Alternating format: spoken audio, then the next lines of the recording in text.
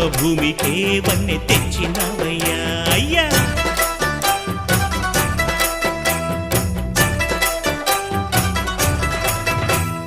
మట్టి నుంచి పుట్టి పెరిగి మనిషైన వాణ్ణి, కట్టుబట్టలుంటే చాలు అనుకున్న వాణ్ణి, సాటివారి సేవకై బ్రతికున్న వాణ్ణి.